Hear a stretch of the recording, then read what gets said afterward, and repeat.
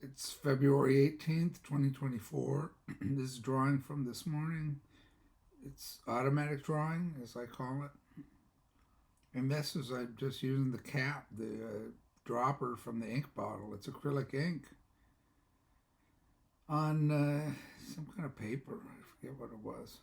When I look at these drawings, as I do time lapse photographs of them and then I display them, I'm seeing them for the first time. Because when I draw, I'm drawing in a trance state. I call it the trance state, and that's how artists of the past drew. Like I looked at English landscape painter from the 18th century, like Turner, and he does it. He's doing it all in a trance state. It's fascinating, but you have to understand how he made these paintings. He never let anybody see his painting process except a little kid. And the kid just said he just pours everything out and then he brings he just sees ships and things. That's what it is. Everybody thinks, because that's how it's done in the 20th century, that landscape painters would sit in front of a landscape or do a drawing of a landscape and then paint it in.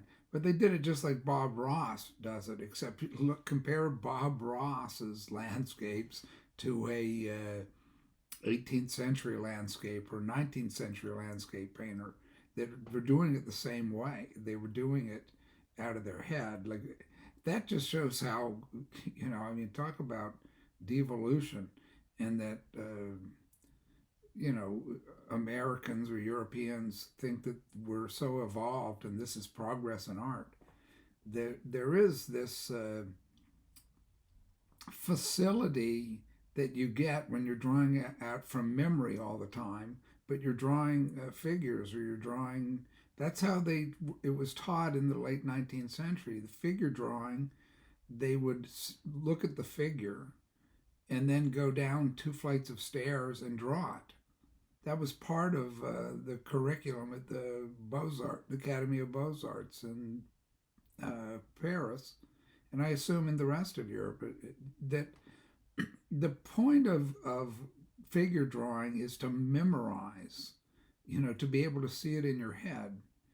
And so uh, you're not going to be able to draw out of your head unless you're able to look at a landscape and memorize it. And that takes a lot of looking at life. That's why it's called life drawing. The problem with art today is that people aren't drawing from life. They don't even look at life. It's like Rothko. It's like the abstract expressionist is where it starts, where it's art about art. It's called art for art's sake. So what's art? Well, whatever the Museum of Modern Art says it is. So if it's a one flat color, then that's what art is. But it's it's a long fall from the Renaissance to Keith Haring and or graffiti art, or anything else. So I'm showing in my drawing demonstrations and what I'm talking about, how to use materials, is this is the way Rembrandt drew. Rembrandt drew his paintings and drawings right out of his head. He studied it when he was, a child. In the past, children learned how to draw. In the 19th century, they learned how to draw. They also read the Bible themselves.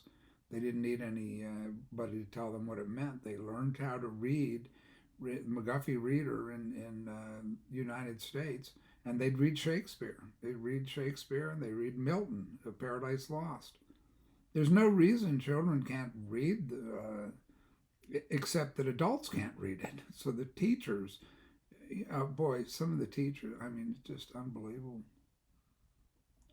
What's happened to the education system is just it's been eviscerated, and that's arts. I'm just talking about arts education. So I'm not going to bring in political stuff,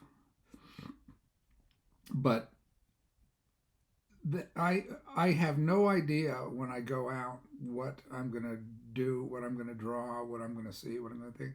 And this, I'm sitting in an Italian espresso place in Mambo Italiano is playing, and there's this, the figures are all dancing, and it's about the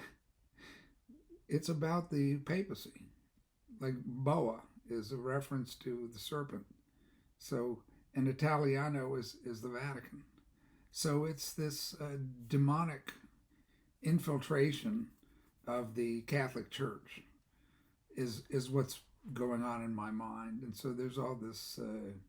There's a serpent character or a demonic character, and this is what I see in my reality, because I see spiritual reality. I look at the landscape or whatever, and I see spiritual reality. I look at a shopping mall, people sitting around coffee shops or whatever. I see, the spiritual reality, not the visible reality.